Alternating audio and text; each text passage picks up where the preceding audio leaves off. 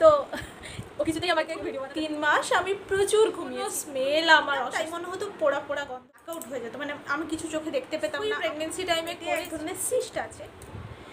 Hey guys, this is Shukanna. Welcome back to my channel Shukanna Vlogs and Tips. আশা করি তোমরা খুব ভালো আছো। আর চলে এসেছি আমি একটা নতুন ব্লগ নিয়ে। আজকের ব্লগে আমি তোমাদের সঙ্গে শেয়ার করব যে আমার প্রেগনেন্সি ডে 1 থেকে ডেলিভারি পর্যন্ত আমি কি কি ফেস করেছি। তো তোমরা যারা এই জার্নি এখনও করছো তাদের জন্য হয়তো কাজে লাগবে, বা যারা এই জার্নি ফেস করবে তাদের জন্য হয়তো কাজে লাগবে। তো অবশ্যই ভিডিওটা পুরো দেখো। তো আমি বলবো যে আমি ডে 1 থেকে কিভাবে কি করছিলাম। দিনটা সরস্বতী পুজো, আর আমি আমার খড়গপুরের বাড়িতে ছিলাম। হঠাৎ আমি জানতে পারি যে আমার মধ্যে একটা ছোট্ট প্রাণ বেড়ে উঠছে। তার আনন্দ নিশ্চয়ই সবাই বুঝতে পারবে যে ওটার একদম একটা আলাদা একটা অনুভূতি, একটা আলাদা আনন্দ। তারপর আমি ওখান থেকে কলকাতা আসি। কলকাতায় এসে ডক্টর দেখাই। আমি কলকাতায় এসেই ফার্স্ট ডক্টর দেখিয়েছিলাম। তো এখানে ডক্টর সব কিছু পরীক্ষা টরীক্ষা করে কনফার্ম করেন যে হ্যাঁ। তো তখন আমার 1 মাস কমপ্লিট হয়ে গেছে। আর এটা কোনো অ্যাক্সিডেন্টলি ব্যাপার ছিল না, আমরা প্ল্যান করেই বেবি নেওয়ার চেষ্টা করছিলাম।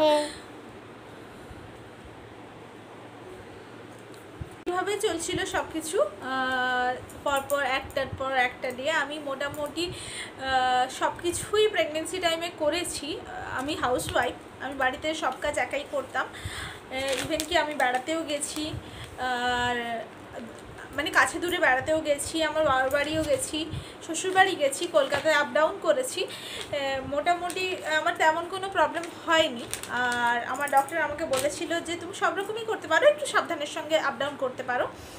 আমার ডক্টর অত্যন্ত ভালো ছিল, আমার প্রচণ্ড পরিমাণে সাপোর্ট করেছেন আমাকে। প্রত্যেকটা রিপোর্ট খুব কেয়ারফুলি উনি চেক করতেন, আর প্রত্যেকটা জিনিস আমাকে খুব ভালোভাবে বলে দিতেন। তো ফার্স্টেই আমি বলবো, যখন আমার ফার্স্ট আল্ট্রাসাউন্ড হয় তখন আমি খুব ভয় খেয়ে গেছিলাম। আমাকে প্রথমে বলা হয়েছিল যে আমার পেটে এক ধরনের সিস্ট আছে, যেটা উনি দেখতে পাচ্ছেন। সেই নিয়ে আমি খুব ভয় পেয়ে যাই। আমি বাড়িতে সবাইকে জানাই, ডক্টরকে দেখাই। ডক্টর আমাকে বললেন যে না, এটা একটা মাইল্ড সিস্ট বলতে পারো, এটা কোনো প্রবলেম নয়, এটা বেবি যখন বড় হতে থাকবে তখন এটা নিজে থেকেই সরে যায়, এটা কোনো ইস্যুই নয়। আমি ডক্টরের কথা মানি, আর সেই হিসেবে দেখি যে হ্যাঁ, এটা কোনো প্রবলেম করছিল না আমার জীবনে। আর পরে এটা একদম যখন পরে সেকেন্ড থার্ড আল্ট্রাসাউন্ড আমি করতে যাই তখন এটা আর দেখা যায়নি। তো প্রথমে আমি প্রচণ্ড ভয় খেয়ে গেছিলাম। আমাকে যিনি আল্ট্রাসাউন্ড করছিলেন উনিই বলেছিলেন যে তোমার মধ্যে একটা সিস্ট দেখা যাচ্ছে। আগে বাবা, তো এরকম যদি তোমাদের মধ্যে হয়ে থাকে অবশ্যই ডক্টরের সঙ্গে কনসাল্ট করে তারপর কোনো ডিসিশন নিও। আমি আমার চ্যানেলে প্রেগনেন্সি টাইমে তেমন ভিডিও আপলোড করতে পারিনি, কিন্তু সারাদিনে একটা তো ব্লগ বোধহয় আপলোড করাই আছে, আমি কী কী করতাম আর কী কী খেতাম, তোমরা চাইলে দেখতে পারো। তো ও কিছুতেই আমাকে ভিডিও বানাতে দিচ্ছে না, আর আশেপাশে সব জায়গায় কিন্তু ঘুর করছে। প্রবলেম হচ্ছিল।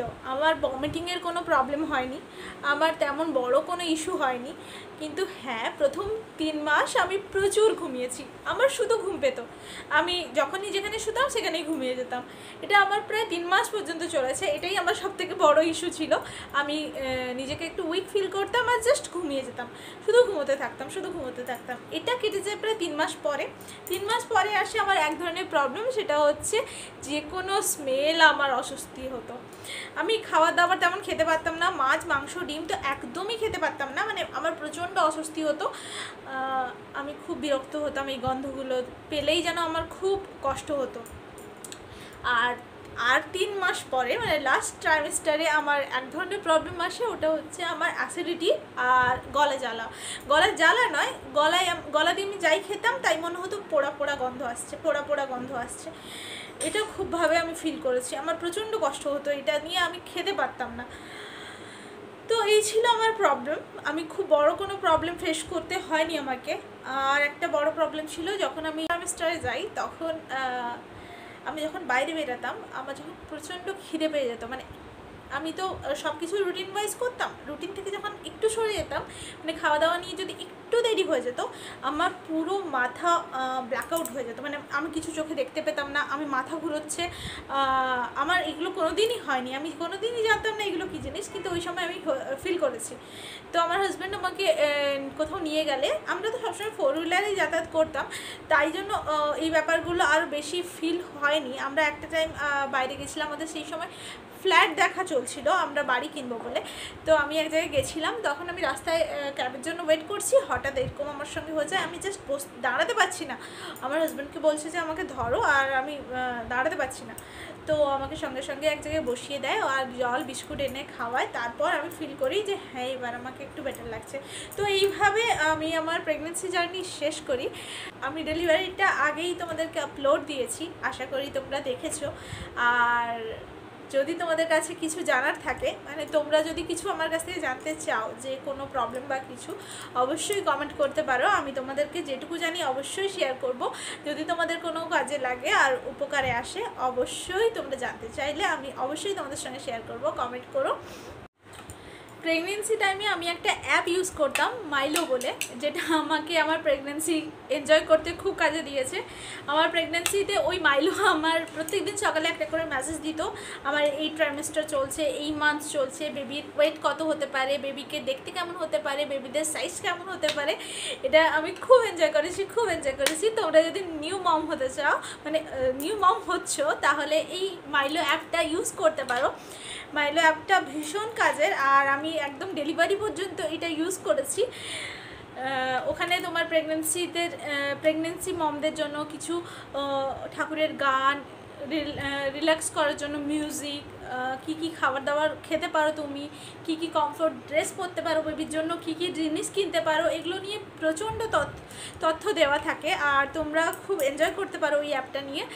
তো অবশ্যই তোমরা যদি চাও যে মাইলো অ্যাপটা ডাউনলোড করতে পারো। মাইলোর ভীষণ প্রোডাক্টও পাওয়া যায় বেবিদের জন্য, সেগুলো তোমরা পরবর্তীকালে ইউজ করতে পারো। আমি কিছু ইউজ করেছি, আমার খুব কাজে দিয়েছে। তো এই ছিল আমার প্রেগনেন্সির মধ্যে কিছু কথাবার্তা। থ্যাংকস ফর ওয়াচিং, দেখা হচ্ছে নতুন কোনো ব্লগে। টাটা।